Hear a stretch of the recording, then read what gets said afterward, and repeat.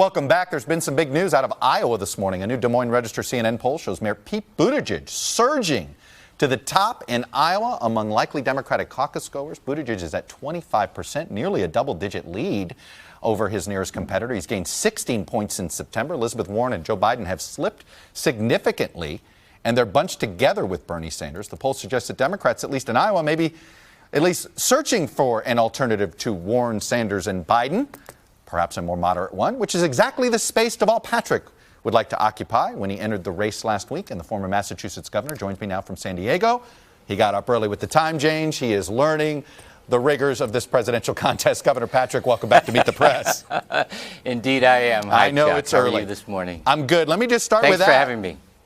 Pete Buttigieg, I would argue, is essentially making similar arguments you have about bringing the country together, that this is a bigger moment than a specific policy issue here, nostalgia over there. When you hear your message, and I hear what I've heard from Pete Buttigieg, I think, all right, isn't your message already represented? Well, first of all, I want to thank you very much, Chuck, for having me on. I was just listening to your previous segments, and it feels a little jarring to be talking about politics given the gravity of what you were talking about just now. I have tremendous respect for Mayor Pete, as I do for Senator Warren, for the Vice President, and the other candidates who are friends of mine and whom I talk with in the course of the race. My entry into the race isn't about them, and I'm not trying to climb on top of them in order to do what I want to do and what I think I can do. I think that I have a record of being a bridge builder, and I think that's pretty important at a time when not just the party in some respects, but the nation is deeply divided, and divided, frankly, around issues that where we have a remarkable amount of overlap in terms of economic anxiety and social tensions, which we have experienced at different times in our history. I also have a range of life experience and professional experience, which enables me to come at problem solving through from a bunch of different perspectives, and you've seen that. And I want to tell the American people about that in Massachusetts. You're a preparation guy, though. You strike me as somebody that you want to plan in advance. You didn't get in. It's interesting. You were asked in June. You said you had no regrets not getting in. You were asked in August. You said, my wife looks at it and says, I'm so glad you didn't run. In October, you suggested an 11th hour bid was highly unlikely. And Governor, look, I've been aware of efforts to recruit you for years. And it's always been my understanding that you just didn't want to put your family through this. So what changed? Yeah. Well, first of all, you may know, Chuck, we were really close. I mean, a week or two from announcing a year ago. And just at the eve, literally, my wife was diagnosed with uterine cancer. And that had to be first priority. We celebrated our 35th wedding anniversary in June. And I'm delighted to say that she is cancer-free, praise God. She follows every put and take. It is, really. She follows every put and take, every news story much more closely than I. And you are right. She has said, watching the debates and watching so many of our friends compete and contest and the friction that comes from that, that she was glad I was not involved at that time. But she's also been one of the ones listening closely and responding to folks who said, there is a lane for you. More to the point, that the nation needs experience, not just a sensibility around bridge building, but actually some results in that respect. And, we are in crisis in many respects here in America, and we used a crisis in Massachusetts to come out stronger economically, stronger socially, and more fair.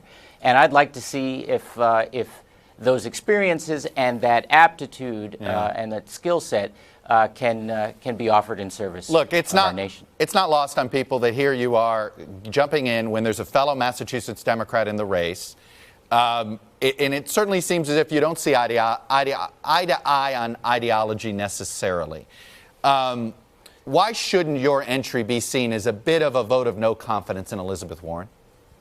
Well, I don't want to go there. Senator Warren is a friend of mine, and she and her husband Bruce and Diane and I have spent time together privately and socially, and I am enormously fond of her and incredibly proud of the campaign she's run. It's been enormously disciplined, I think.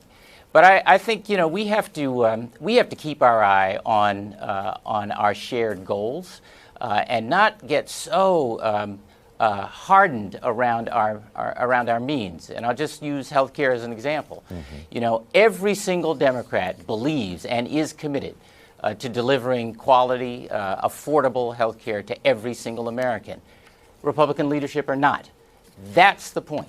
How we get there, there will be and should be robust debate about that. We've delivered in Massachusetts health care to over 98% of our residents. I still don't think there's another state in America that has gotten that far.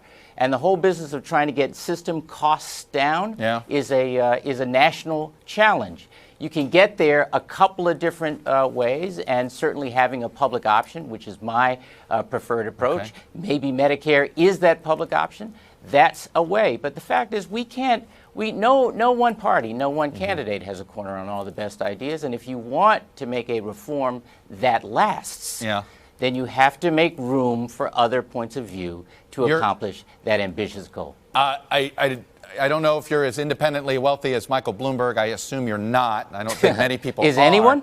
But are you going to accept super PAC money or super PAC support? There's been a lot of speculation that perhaps some of your Bain partners or friends may end up helping put together a super PAC to help you catch up. Not a lot of Democrats are crazy about super PAC money. Are you going to swear it off or not? I'm not crazy about super PAC money either. I'm not sure that if I understand the rules correctly, I can even have a say about that. You could publicly discourage it. But look, I think we need to do some catch up. So I think we got to follow and find all sorts of above board strategies. So if there is a super PAC that supports you, so you're not gonna tell them to stop. No, I'm not. I will say that I would like to see any contributions to such a PAC fully disclosed. I think dark money, first of all, I think there's too much money in the system, and I'm going to have something to say about that from a policy point of view as we get a little further along. But if there is going to be super PAC money that supports me, it should all be, the sources of that should be fully disclosed. All right. Deval Patrick, former Democratic governor of Massachusetts. A crowded field. Welcome to it. Getting up early in California, that, sir, I appreciate as well. Stay safe on the trail. That's a part of it, Chuck.